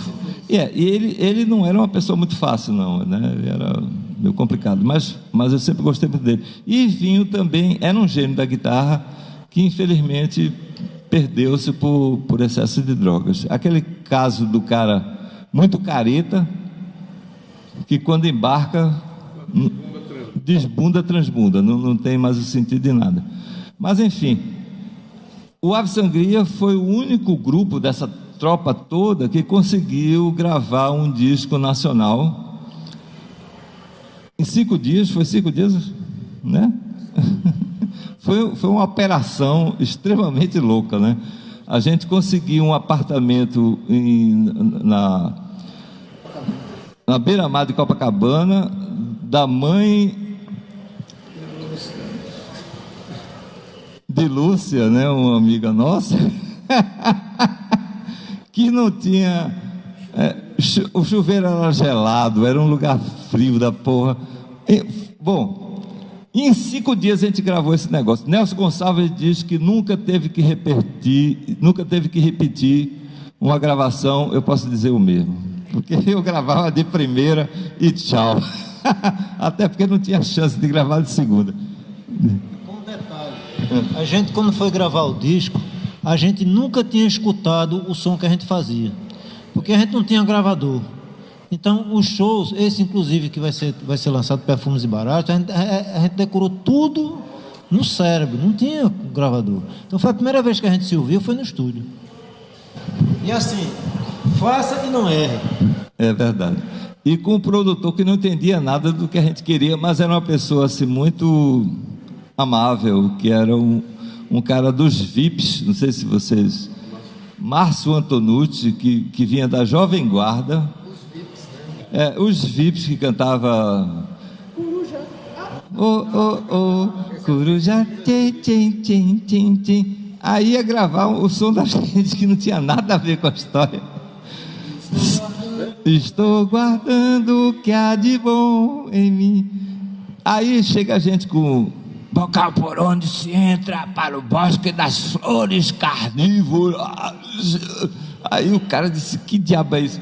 Mas ele foi muito legal. E aconteceram coisas ótimas, assim, né? Como é aquele cara que chegou no meio do... Foi Zé Rodrigues. Zé Rodrigues, de repente, tinha esquecido um instrumento lá no estúdio, escutou a gravação de uma música, disse, eu posso colocar um órgão aí? Aí disse, bota aí, cara. Aí ele foi no órgão e botou um órgão lindo, numa música minha, né? Bem legal. Então, foi tudo feito assim, muito de uma forma primitiva. Não havia produtor, não havia treino, a gente não sabia o que era um estúdio, era a primeira vez que a gente estava entrando no estúdio. Gravamos em 5 dias, que ninguém concebe isso hoje em dia, um disco. E esse disco começou a tocar, né? Começou a tocar, teve uma capa linda feita por Laílson, que logo foi boicotada pela gravadora, que refez o desenho de uma forma muito mais tosca, né? Tosca. Rapaz, eu fiquei chocado, meu. Quando eu vi assim, eu digo, e eu não sei até hoje por quê. Acho que não queriam pagar o royalties dele, não sei o que é. E não devolveram o desenho. E não devolveram o desenho, o que é pior. Mas, enfim, o disco saiu e começou a tocar essa música, Seu Valdir, que eu vou encerrar com ela. Seu Valdir é uma música que eu fiz para ser cantada por uma mulher. Na época, como eu disse, eu namorava com uma atriz mineira e ela trabalhava com uma atriz muito famosa que estava fazendo um musical, e essa atriz cantava muitas músicas, lógico que era um musical, e um cara da Som Livre chegou para essa atriz e pediu para ela se ela queria gravar um disco. Ela disse, quero. Como ela sabia que eu era compositor, ela pediu uma música para mim. Na peça, ela fazia um personagem assim meio debochado, aí eu fiz um samba de break,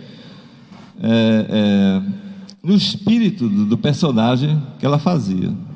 Quando eu vou na casa dela mostrar, ela disse, Marco, me desculpe, mas eu não vou mais gravar o disco, porque eu descobri que eu só consigo gravar se eu estiver atrás de um personagem. Se for gravar eu, fulana de tal, eu não consigo gravar, eu travo. Eu tinha que ter. Aí eu fiquei com essa música no meu repertório, sem saber o que fazer. E quando a gente começou a fazer show em Recife, eu digo, quer saber de uma coisa? Eu vou peitar o machismo pernambucano, que é uma coisa que sempre me irritou, porque eu sempre tive amigos homossexuais que eram destratados, esmurrados em cinema, e que isso me irritava profundamente, assim. Então, eu vou cantar essa música, Seu Valdir. A primeira vez que eu cantei essa música no show no Teatro do Parque, eu soube que saiu um amigo meu gritando, porra, eu não sabia que Marco Polo era viado, nunca mais eu falo com ele. Claro que esse cara não era meu amigo, né? Mas a música era uma brincadeira, era um deboche, era uma curtição, e começou a fazer sucesso. Começou a tocar nos rádios, Seu Valdir, Seu Valdir, Seu Valdir, Seu Valdir, até que um cronista social pernambucano, que tinha um programa televisivo, todo dia começou a fazer campanha dizendo, essa música é um desrespeito, é um atentado à moral da família pernambucana. Alguém precisa tomar uma providência em relação a isso.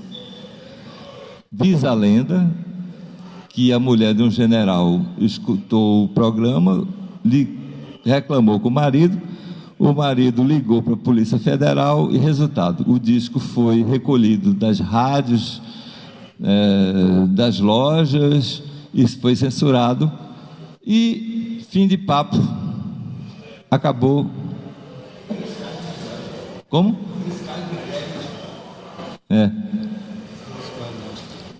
Riscado, né? Riscaram Mas, enfim, o disco foi destruído. Destruiu-se aí a banda também, porque naquela época construir uma banda, gravar, tudo mais, era uma coisa dificílima, né? Dificílima. Não havia como continuar uma mesma banda que já tinha alcançado o que todo mundo tinha querido e tinha sido derrubada. Era melhor começar com uma banda nova ou inventar outra coisa. Foi aí que a banda acabou e houve uma desintegração e resultou em várias coisas, mas enfim, ficou essa marca desse tempo e para mim, mais do que essa coisa do Ave Sangria e tudo mais, marca mais essa coisa de ver essas pessoas aqui, sabe como é? De ver Tiago, né? Todos esses amigos meus que eu conheci naquela época, quando nós éramos jovens, quando nós éramos idealistas, quando numa época você tinha 3 opções: ou entrar para a luta armada, ou ficar indiferente, ou partir para o desbunde, que era uma coisa alternativa, criativa, uma forma de se revoltar sem pegar em arma, mas sem dizer concordo com isso, entendeu? Que foi a opção que nós fizemos. Então eu sinto amor e orgulho de estar com esse pessoal aqui junto hoje. Obrigado.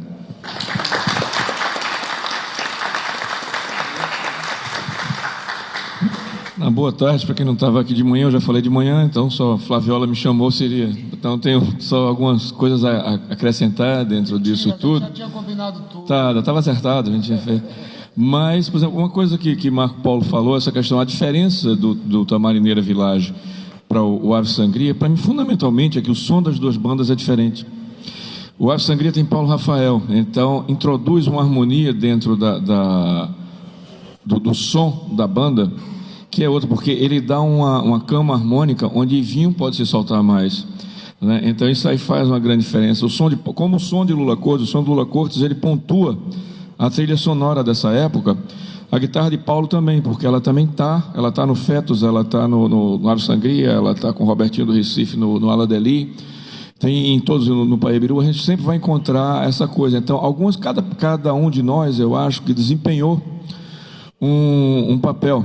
Na letra de Alego Piradíssimo, eu digo: como todas as facetas dos olhos de uma mosca, eu olho para mim e vejo 1000 imagens do meu rosto. Então, eu olho para nós e vejo 1000 imagens do meu rosto, eu olho para vocês e vejo 1000 imagens do rosto, e olho para mim e vejo as 1000 imagens de vocês também nos meus olhos. Então, de repente, a gente conseguiu fazer uma coisa que eu acho que valeu a pena, porque 40 anos depois, a gente está falando sobre o que foi feito. E a gente ter, como eu falei hoje de manhã, ter o privilégio de ter isso apresentado aqui para o Rio de Janeiro, aquela coisa sempre dizia, mas nunca vai chegar no Rio de Janeiro, chega lá, o pessoal sempre vai discriminar a gente, aquela coisa. Sim, claro, isso acontece porque aqui era a corte, aqui era a capital, o que acontece na província é secundário. Isso é natural em qualquer cultura, mas hoje a gente ter esse reconhecimento do trabalho que a gente fez, eu acho fundamental. Uma pergunta que fizeram mais cedo, assim, eu dando uma resposta a ela, mas a questão é, não importa não importa os meios que você vai encontrar. Se você realmente sonhar e quiser tornar o seu sonho realidade, você vai encontrar a maneira de fazer. Você não precisa de esperar um apoio disso, um apoio daquilo. Sátiva foi feita, eu estava juntando dinheiro, eu ia voltar para os Estados Unidos, eu tinha estudado lá, e estava juntando dinheiro para voltar para os Estados Unidos. Peguei o dinheiro todinho que eu tinha e botei nessa produção. Aí perguntei, você ganhou dinheiro com Sátiva? Não, mas ganhei tudo isso. Sabe? Então, assim, quanto vale isso tudo? Não tem dinheiro que pague, né? Então, essa questão de você acreditar no seu sonho e de você levar ele adiante com os meios que você encontra. O cara faz, eu tinha 5 dias para gravar um disco e gravou. O disco é perfeito, ele é o disco da maneira que ele é. Não existe outra realidade, existe essa, e nessa realidade ele é ótimo. A capa dele é aquela, a capa dele é aquela. A gente sabe que era outro desenho que estava, mas não é a capa desse disco. A capa desse disco é essa. No cartaz eu botei a ave mais ou menos parecida. Então, o que a gente obtém da realidade é o que a gente produz nela. E se a gente leva a coisa com... Tem uma música dos Beatles que diz: And in the end, the love you take is equal to the love you make. Então, o amor que você vai encontrar na vida é exatamente proporcional ao amor que se dá à vida. Então, eu amo estar vivo, eu amo todos os dias que eu vivo, e eu recebo esse amor de volta. Tem dia difícil? Tem. Dia ruim? Não. Agora, tem dia que é difícil, tem dia que você fala, queria que acabasse, porque amanhã pode ser melhor, né? E você vai e atravessa. Então, essa coisa toda que fizeram aqui, que estava todo mundo falando, eu acho fantástico a gente poder hoje estar discutindo, vendo isso tudo. Marconi Notara não está aqui. Eu traduzi o último poema dele, um pouco morto, um pouco vivo, que ele escreveu. Não é um poema, é um texto que ele escreveu na véspera dele ir embora. E fiquei muito legal na edição americana, quando saiu com a edição americana, ficou muito cuidadosa, a de Sátiva também ficou muito cuidadosa. E, como eu disse, já falei de manhã, não tenho que falar tanto, queria apenas parabenizar a todos mais uma vez, agradecer por estar aqui e passar o microfone para Paulo Rafael, que é quem tem que concluir esta palestra. Paulinho, com você. Paulinho também, só para concluir ali. Paulinho tocou no lançamento do meu disco ali, que era abertura minha, eu usando uma roupa que é da Kátia, que tá difícil pra mim. Não, é com você mesmo. Aí a cortina abrindo lento e Paulinho fazendo o arranjo elétrico pro tempo, né? Eu podia ter esquecido, é inesquecível, aí me arrepio até hoje. Aquele som daquela guitarra meio viajante, um negócio meio doido, e era o Paulinho ali que vinha, a cortina abrindo bem lentamente, aparecia a figura do Paulinho ali. Bacana. Muito bem. Então, eu acho o seguinte, eu acho que a gente está aqui, é a prova da continuidade, né, do sonho que você falou. Esse tempo que eu estava começando realmente a curtir música, a me descobrir como pessoa, que eu lia no jornal sobre o Nuvem, aí comecei a conhecer Laílson, a coisa do cabelo grande, da gente encarar a barra no Recife, foi muito difícil, sair da casa de papai e mamãe, também muito complicado. E o que sempre me encantou foi a mágica que vinha de cada um de nós, assim, que eu admiro até hoje, Marco Polo, Almir, Laílson, a inteligência, Flaviola, Kátia, Tiago, que tanto nos acolheu, né? Teve os 7 Cantos do Norte, que foi maravilhoso, que foi uma revolução. Ave Sangria se beijava na boca, saiu no jornal. Enfim, o sonho eu acho que continua. Vamos tocar alguma coisa, sei lá, ano que vem. É isso.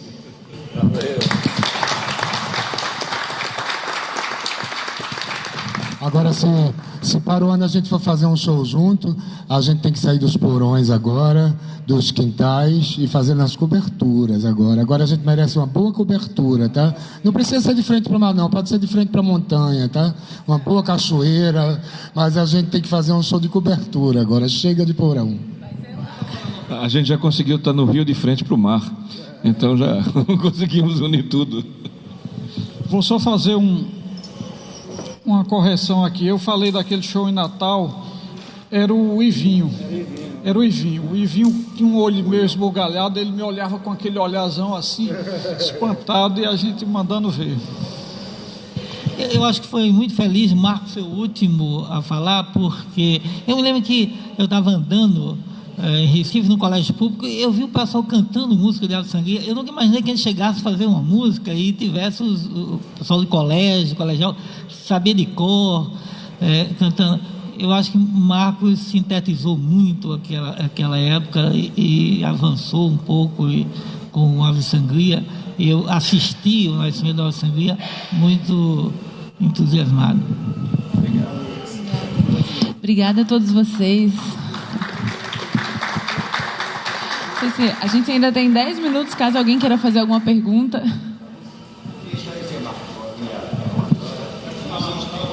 Eu pego o microfone do Tiago. Existem 2 rolos que a gente já tentou com o Zé Teles, com outras pessoas editar, que é uma gravação extraordinária de Israel Cimente e do Ave Sangria cantando, inclusive aquela que fala do buraco no céu, né? Que é do 7 Cantos do Norte. E tem Flaviola, uma pasta cheia de letras de Flaviola guardada, e tem uma gravação de Flaviola na igreja também, que é maravilhosa. Sabe? Tenho 2 rolos que Riva guardou, gravou e eu guardei muito bem protegidos. Zé Teles quis editar, o Misha pensou em editar, né? Assim, então existe. É maravilhoso, tá guardadinho. Aquela coisa com a acústica da série. Que virou um bacanal depois para Dom Helder, né? Porque Dom Helder foi quem deu grande apoio pra gente, foi Dom Helder Câmara, e depois Robertinho pediu 63 colchões para botar em cima, mas a CELP mandou a escada e não mandou os servientes. E a gente não pôde subir, né? Que a gente fazia tudo junto, e ficou no chão, né? E aqui foi muito interessante, porque estava numa hora assim que virou um pouco de zoeira, e Fagner entrou cantando exatamente, né? Vai embora, e todo mundo parou, pois me resta o consolo e alegria. Tiago Amorim, gente.